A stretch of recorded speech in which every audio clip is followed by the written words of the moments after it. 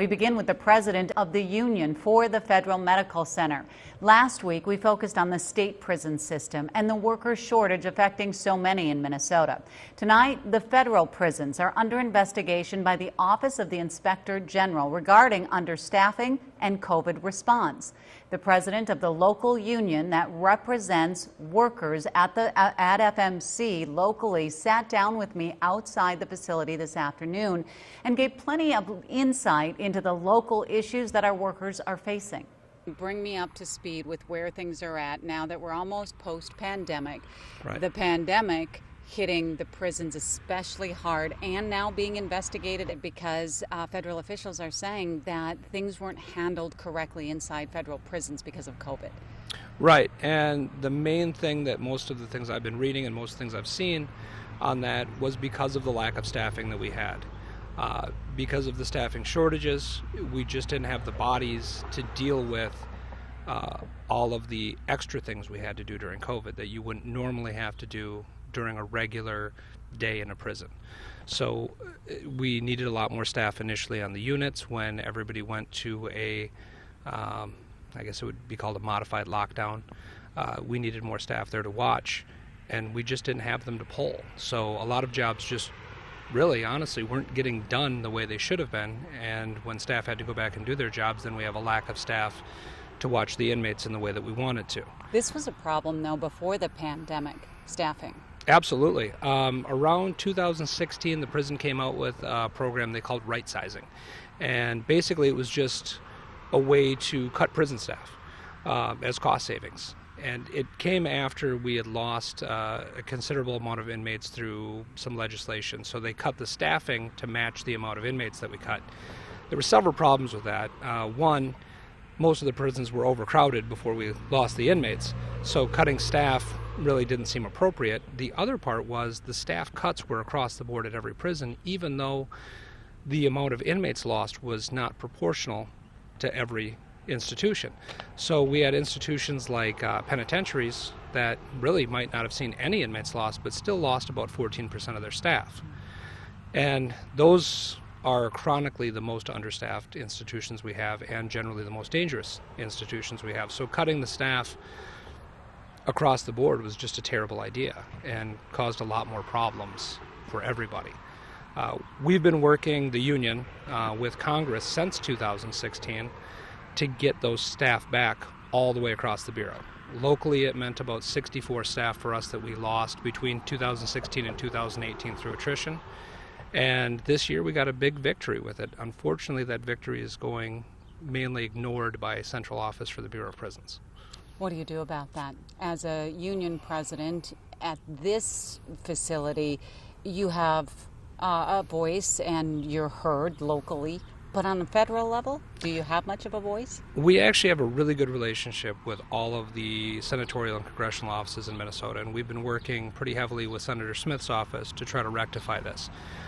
The language that came out in the 2021 omnibus spending bill said that they have to return to the 2016 staffing levels, which for us means that we would gain another 64 positions back. I don't know how the Bureau of Prisons can just simply ignore a mandate from Congress, but they have, and that's what we're trying to work with the Senator's office on trying to rectify that situation. It's kind of unheard of. It's going to take pressure from Congress and the Senate to get it fixed because they're the ones that passed the bill. But locally, all we can do is keep asking them to do something to rectify this for us. Because the staffing percentages that the Bureau of Prisons is giving out right now are extremely misleading. If they give out a staffing percentage based on the numbers that they have post us losing 14%, they'll tell everybody we're at 95% staffed.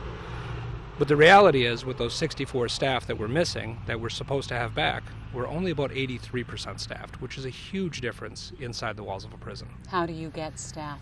What kind of recruiting goes on? Is the recruiting making any kind of a difference that you know of? Well, they have a big national recruiting frenzy right now. I think every industry does. That's true, Yeah. and we're trying to fight for staff with everybody else.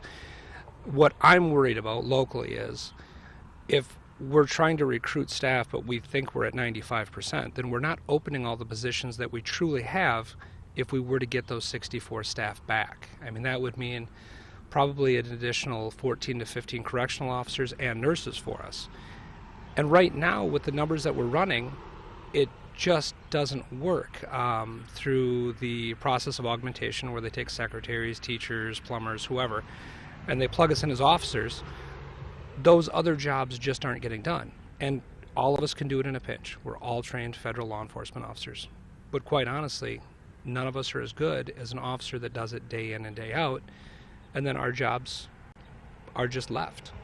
From things being done well within the walls of the Federal Medical Center prison in Rochester to the issues of severe staff shortages, the president of the union that represents FMC employees went in depth with me this afternoon outside the prison.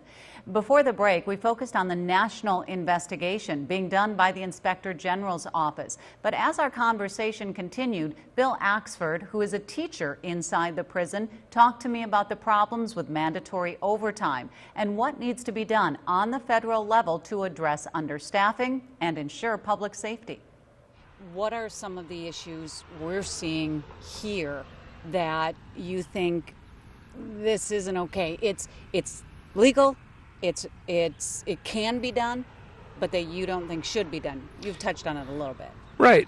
Well, along with the augmentation, when you talk about extreme shortages, our nursing department and our correctional services department, our officers, face a lot of mandatory overtimes where your shift is over and then you're told you can't go home because there's nobody to relieve you.